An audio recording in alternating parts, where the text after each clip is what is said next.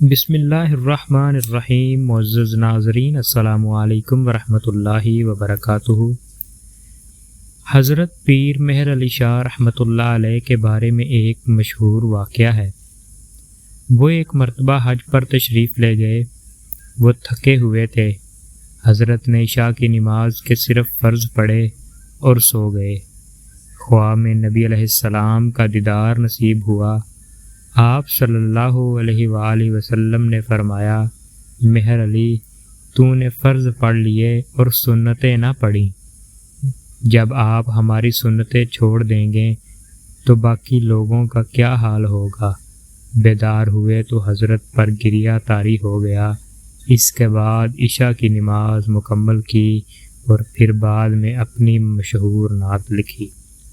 اللہ پاک آپ کو اور مجھے قرآن و سنت پر عمل کرنے کی توفیق عطا فرمائے۔ وما علینا الا البلاغ المبین۔